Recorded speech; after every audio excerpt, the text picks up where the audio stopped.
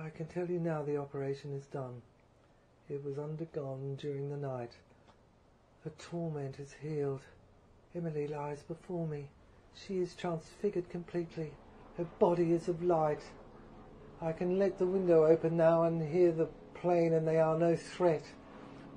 Let them fly.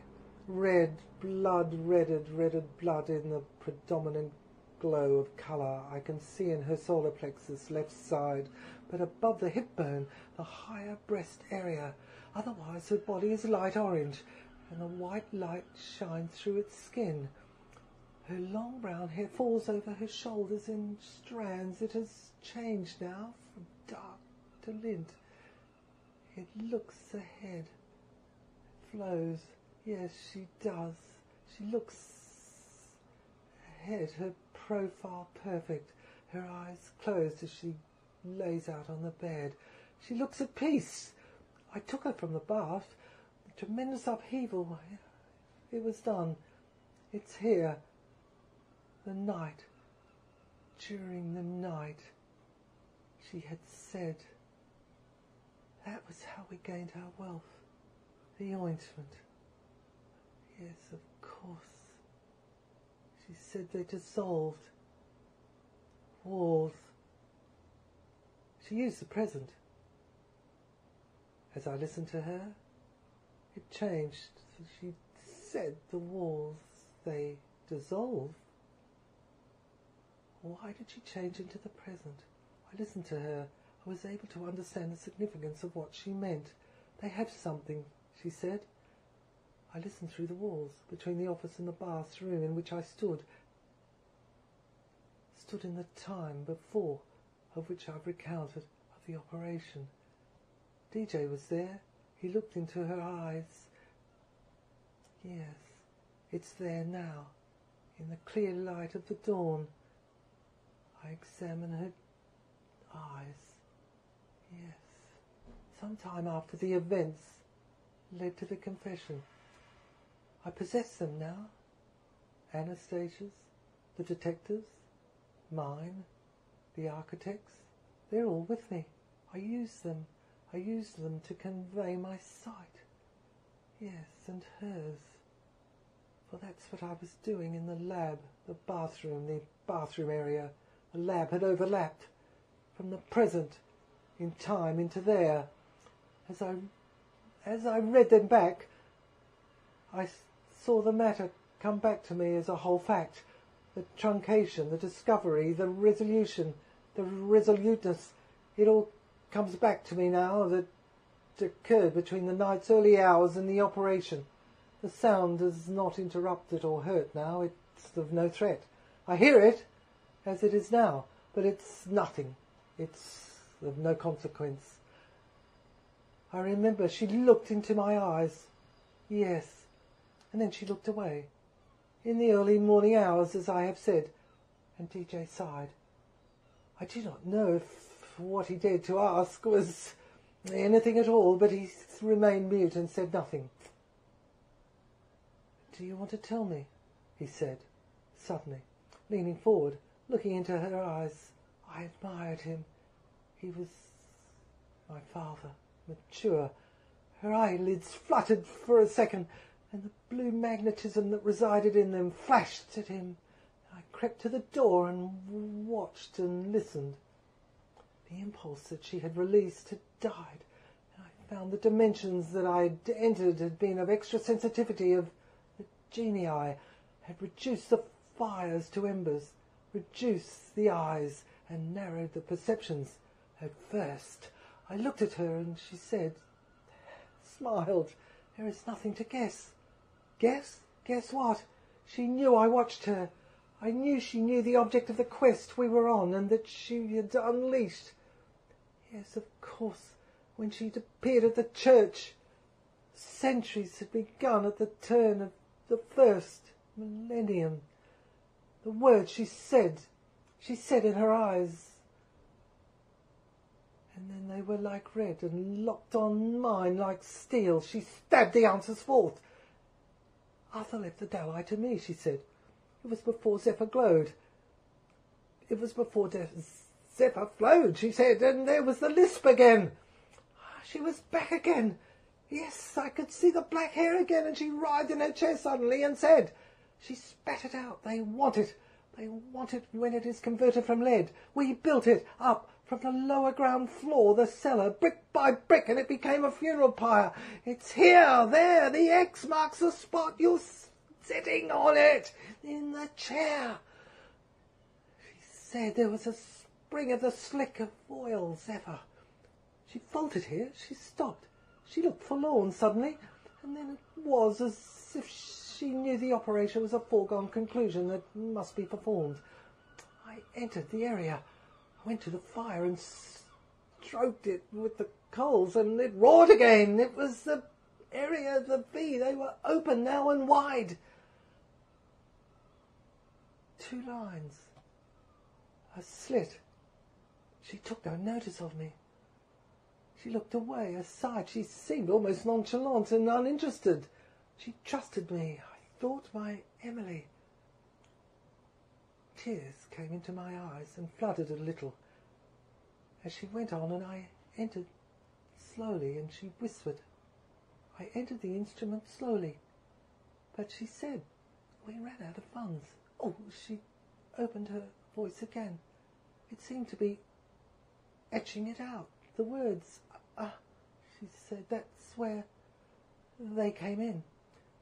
We were forced to call on investors. It seemed as if she was starting a rise to an orgasm. But she spoke and went on. We were forced to call on our investors. And the position of the instrument we were in deluded us to beware of their character. As if she rose back, her breasts were rising and her nipples were pointed. With to destined Zephyr, she thrust forth her stomach, her torso, and her back was arched on the chair. She was the whole world, she said, the whole world to me and Arthur, and only we could develop it as... I tried another area, and up and together, as if we were entrusted with the legacy, the inheritance, and I leant forward and kissed her as I began to think she would come. It had gone down through the centuries here, and she emphasized the word, ah! As she was heartbroken in the awareness of the unrealized memory, and I cried. I looked at her, and she looked at me and smiled. She had expiated it out. A stab, a touch had gotten rid of the mark. Her hand touched mine. She looked up into my eyes and thanked me. Again I could see the room swirl, and the Z on her ring elasticated in its diamond setting, and sprinkled to me and jetted to my eyes the fountains. It threatened to zing and overpower me in its fire's embers and wring my eyeballs in circles in 1,000 revolutions per second, accelerating round and round my eyes, and I held on for sanity. I held a rail that was near me in the area, and it turned into the cathedral, the church, the dear life, the magician, the priest was there, hand guiding, guardian angel, and I. It was Sister Veronica, the transvestite nun of the 15th century. She looked like Joan. There was change. Yes, the price of endless stagnation in time was dissolute. And I flowed away with the cry. The orgasm. The instruments had brought it out. They'd been thrust up slowly, very slowly, etched in to etch out, televise the muck. Bring it down, bring it out, and I could take out the slot, the cylinder.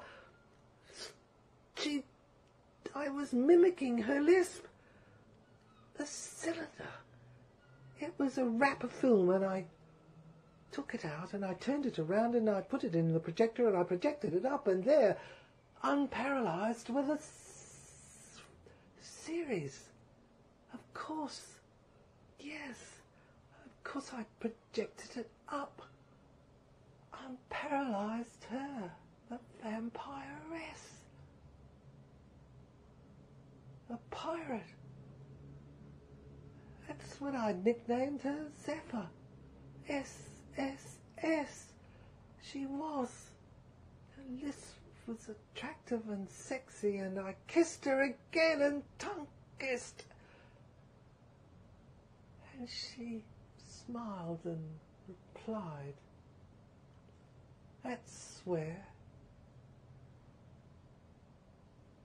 Ramirez came in. We had a little daughter. Our little daughter. She looked at me triumphant. Her chin raised higher, and her eyes looked down at me, and her hair, still beautiful, but what she'd said made sense, and I gasped. I knew she'd lapsed back to the stark statement of incest. Doubly induced. I knew so much, but was it Suzanne? The other, and not her.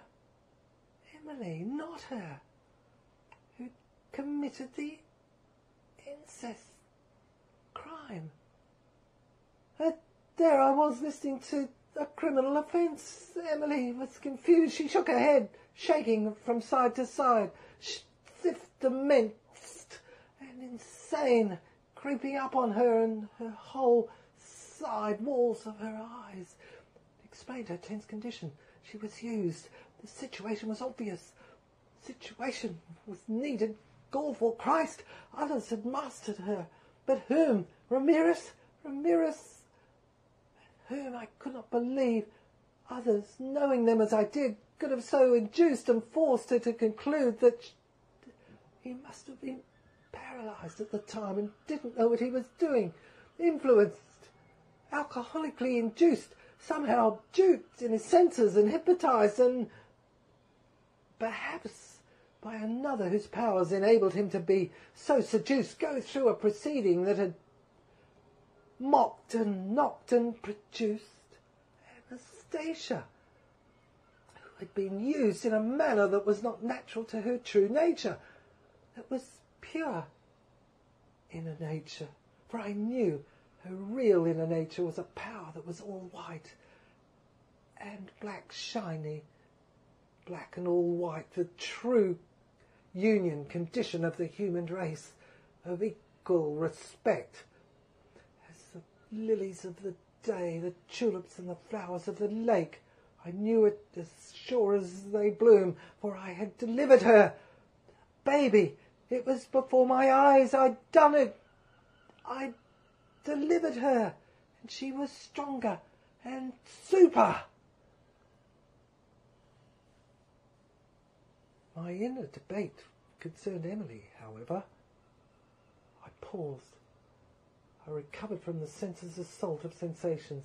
I wiped my brow. The hair was caked in perspiration.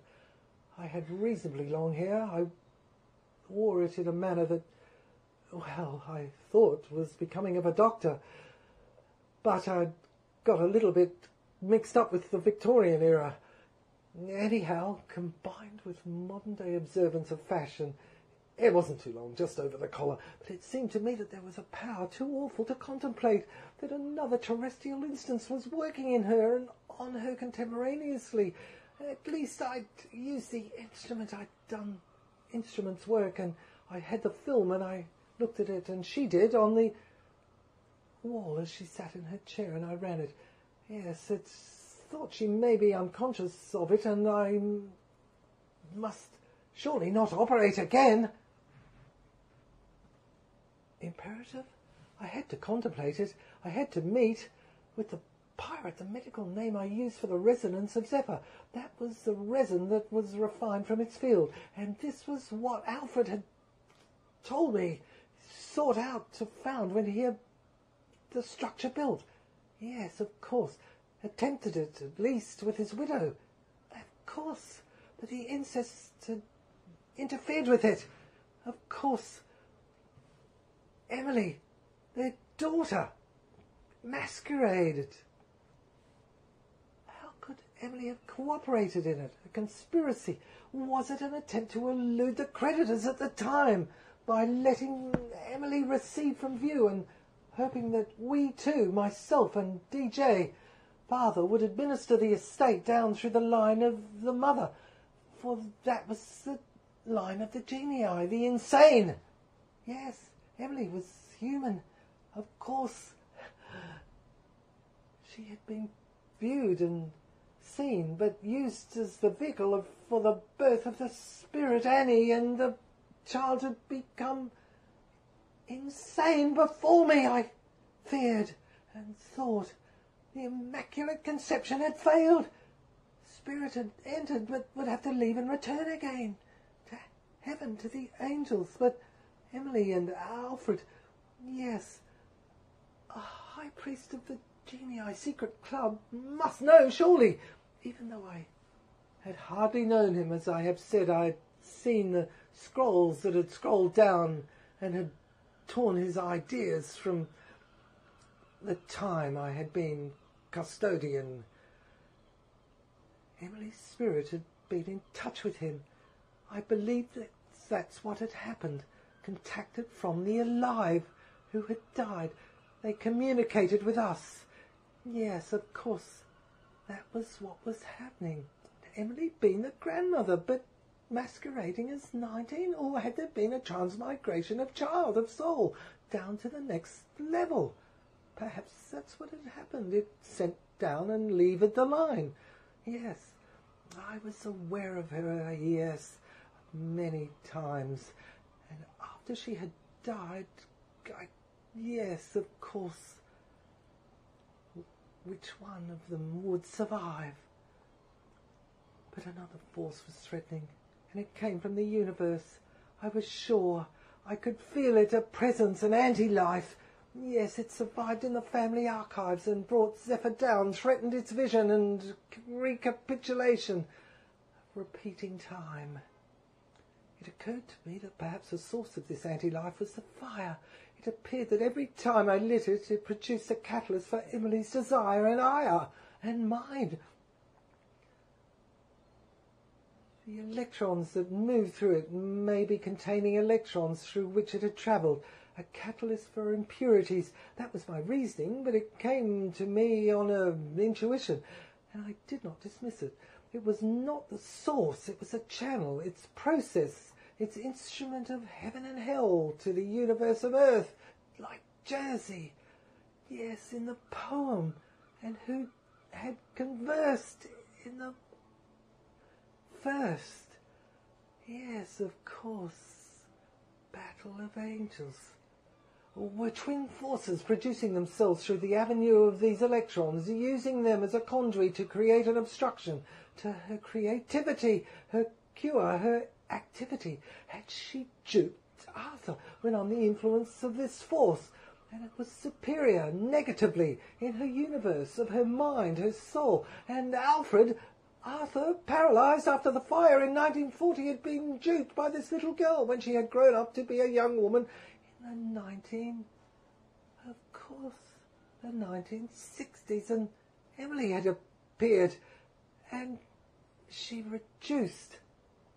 Yes, Arthur, she was a femme fatale after all, I was sure, in his impotence into believing that she was Alexandra, his wife, who had died before.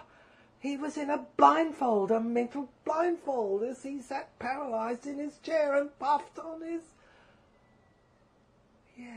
pipe, and they went through a ceremony, oblivious to his sanity. That's what had happened. Of course, Ramirez, that was the name on the false marriage certificate. It was a fraud. His hand had been moved over it. A scrawl, it had crawled. Yes, I'd known him. Ramirez, of course, I'd heard of him. He was a phony, a false. Yes, of course, a fake name. Yes, he'd been a dead body, had died. Portuguese. I think he'd been a businessman in Worthing in the 1940s. There was a birth certificate. Had he with Emily? Or was he just a fake, a mirage made up to fake the name on the marriage certificate, the entry? Had he been... He was a swine. My eyes swept over the words, wet to think of it. As he had been her lover? Doubted it, I don't think so, and introduced her to a plan to swindle Zephyr by marrying Alfred and converting it to the Dalai building. I sounded as if it was ridiculous, but I'd heard a legend of von Heydrich. Yes, and my voice was starting to turn. I'd heard that he sounded like gruff and brittle, for it had been in the Dalai building, the king of anti-life, a virtual shrine at which Ramirez, businessman, had reigned. Yes, I'd known him, of course. Yes, like him, his friends had worshipped at the altar, and they'd taken over, and was my worst fears. They were directed at him as I'd listened. Building had become a den.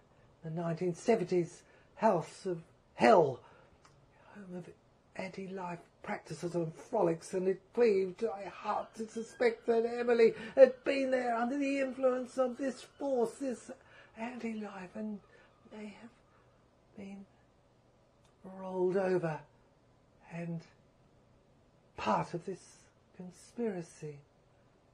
And there, crawled on her stomach to get out. My imagination was taking over, but in there, too, yes, she was beautiful. Yes, I was able to tune in and see a glimpse. Her thighs brought to my eyes feelings of lust, to perceive what a man could do there, an older man, yes, I confess, but she was 50 and we were equal. Our eyes were level, and down now through the ages, her mind changed, and I saw the little girl and the teenager and the middle-aged, and she seemed to rest at 37, I confess. As I watched her, I could see her potential for evil. I was reflecting. I was projecting. I was attributing her characteristics from me. I was seeing her as if in a mirror, and believing what I saw, when it was really we witches who were all capable as humans of doing these things, what they do, what humans do. Yes, the genii in us had been reduced and made to operate like they did in the theatre. Yes, the section. I felt ashamed of my belief of what Emily could do with Ramirez, if he did exist, and dupe Alfred. But what could I do? What would you do? She was his daughter, and she claimed to be his second wife. Well, this explained it, but it was a masquerade, a stupid idea. I brushed it aside. I knew it was rubbish. So I listened. She went on. Anastasia was given a free run, she said. She dropped her R's again. I was amused. Yes. She tried to... she stuttered again. So there it was. The subconscious was being worked through, and her unconscious memory was trying to come out. It was hers, she said. There was a sudden breakthrough. The basement. Hers, in which to play. It was her nest egg. It was in her the foundation was invested. I was given the 49th floor. It was in that Arthur and I shared, the ground floor, an underground floor in which the underground stream Zephyr flowed, which was its source, apparently, on the face of it, was given in trust for her when she turned 18, absolutely. That explains it all, DJ said. Former business associates. Yes, I heard of them. Ramirez was one name. My colleagues tell me, they wanted title to the whole building. Emily cut in to put the Dalai on display, she said. There her words waved, and wavered as if on a sound wave, caught, and I heard the knock What's that? DJ said. I thought it was Zephyr in which you had placed your efforts. No, they've fallen away. A force outside. I looked out the window quickly and saw that the army had fallen down in strands, and it was the alien army. It was not ours. They were not loyal. I see. It is that in which we pledged, Emily said. DJ seemed exasperated. Where is Anastasia now? He said. He was startled with a stare that was as cold as a blank wall. You are bold, she said. I was taken aback. The answer to your second question is that you present with such artless articulation is that the wings are clipped. Hers. It is as if there has been a castration of the clitoris.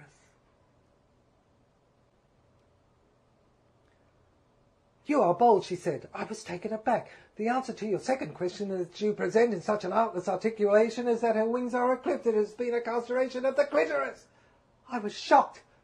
I will not tell, she said. I was mortified by her words. I had not expected this. How could a woman of Emily's breeding so express herself? What did she mean? The sea. What did it mean? What was the significance? I acted on it and noted a smell and perceived that it was burning rubber and questioned whether it was the electrons. Emily's voice had descended to a deep bass, and she seemed to, in the deep bass, have exerted a look that cut and smote across her face. I noted she looked crucified at her hands, and her hands rose to cover her eyes that looked like two holes, narrow and hollow, devoid of all life. DJ noted he shrank back and looked horrified. The girl in the woman looked as if she would cry, and I felt I would die for her, for my Emily, for my Anastasia's future. But more was to come. I heard her. As she changed her mood, her hands were withdrawn and revealed Von Heydrich, my adversary, the most hideous form I had ever seen, and her arms threw back, and I heard the horrible voice of Von Heydrich, the devil, as I watched the pits under her shoulders, and the creature screamed, "She is there! Can't you see?" The voice was of an awful, horrifying damnation of everything the normal world holds as the standard measure of sanity. It was, I tell you, an appearance of dreadful peril, of dreadful evil, of sound that had gone mad and swirled in her face that was now a base cavern. There was no area, no face in the hair, the long strands of which fell on her shoulders and were knotted and intertwined like a crown of thorns to inspire and perspire and perspiration and stream before me and steam. Was it a mirror of her? Was I hallucinating? I asked myself again. I gripped the arms of the seat which was my chair. She leant back and howled. A terrible shriek uttered from her as her arms shrieked and stretched back behind her, as her hands clenched in her two fists, her teeth trembled and rattled in the gums that were their sockets. Mad! Mad! That's what I thought she was. It did not take a psychiatrist to tell that she was in the hold of a horrendous force that was terrible, that controlled her momentum, commanded her to do its bidding. DJ had risen up and held the poker from his fire in his grip. I rushed to her, held the stone that dangled from the necklace to her lips, and she calmed down. Her breasts heaved, and she kissed the sapphire, oozing her lips around the M, as if she conceived to suck in her mouth and quell the terrible sound that had come out of her mouth, down the throat to the depths of her belly. I proceeded to the caesarean operation in her solar plex area, running my hand around below her navel, around the triangle, to cut out the sound. An imaginary imitation of the actual operation I perceived. Surgery was imperative, and all of a sudden Emily came round, and there was my beautiful daughter, Annie, sitting, composed, as if there had been no wound, no sound. The trouble that had occurred, yes, it went back. I heard her, glimpses of them in her words. She had said, "Of course, thought I must take her through it, the search. I thought I would use hypnosis, yet it hadn't really worked before. If she let me, I would, if I could observe my ethics as a surgeon. I did not care. The retrievable condition was a position that lodged in her, and I must cauterize it and cut it out. Yes, no gentler means was required. I was sure I was really very angry with her. I felt a clenched fist, and I could punch her in the face, but I hated myself for saying that, and I realized I was being like George Orwell, who said he could cut her throat in his book, 1984, and it had shocked me. How to treat another human being, and I recoiled, but this violence was in me, this evil, Hussei von Heydrich, or part of her, him, a vampire, looked at her, the mirror gold. I felt she was. No, a gentler means is required. I thought, a flow. I respected her. I loved her. She was the adored for me. Yes, of course. She went on. She seemed in the know. My husband retained titles, she said. She was whimpering now, and I felt awfully for her. Nothing had happened, it seemed to her. Then, presumably, you inherited from him, I interrogated her, when your daughter predeceased you. You presume too much, she said. She looked like a little girl in the face now, and used a little finger to brush a tear away from her eyes, and the eyelid, it was so beautiful. DJ put a hand across his mouth. Yes, I am. She went on, I presume your daughter predeceased you. He had said, the words had crossed over. Did not the solicitors who handled her estate transfer the asset to you? DJ said. There was a silence. Then DJ hesitated. Anastasia's estate goes to you as next of kin, he said. He said with a recovery of his confidence in his voice, because he had been affected by the atmosphere also, I observed. There was no death certificate, she said. Well, after all, how could there be? Because I delivered Anastasia myself from her. There was a transmigration. She was not aware. DJ jerked back aghast. He'd been shocked by it. He'd been thinking in terms of logic. That's why it didn't work. Then, he went on, if she disappeared, his head jolted forth again to her. Say the estate's assets will go to you after 7 years, he said gingerly and testily. When her death will be declared officially dead, he said somewhat hurriedly. I looked at the monster I had recently confronted. There was no trace of the terror. That is why they want me, Ramirez and Thomason. I told you before. They were in the 16th century, she whispered, and I thought I heard. They want Zephyr. They haven't much time. They've come in again. They've come in now. They're they, and they're presented in terms of them, Ramirez and Thompson, the false name on the marriage certificate. It was to convert and cavort and distort and take the line and take Anastasia for them and the inheritance and asset of Zephyr and ally and the pirate machine they invented and used for war. They're outside the window. She hurled her voice outside and said, can't you see it, you idiot? Well, I said to her, the idiot by Dostoevsky was quite a commendable character, the prince. She jolted. Her words gave me to understand a coagulation had indeed taken place in her mind, and she got out the answer from her unconscious. The discharge, she said. She murmured the words slowly. Let there be light. There was the sign. DJ went on. That means that then the executors of her estate, they took a hold of it on trust, and they administered it and drove everyone mad and dispossessed everyone and had thrust war upon everyone. That is right, she said. The transfer. It has to be transferred back to peace. DJ persevered, holding on to an enunciation of the elements of law. You can apply after 7 years now. Surely. The courts will observe she's dead now, and she's come alive. He delivered her, so declare her dead, and then present her alive and take the inheritance.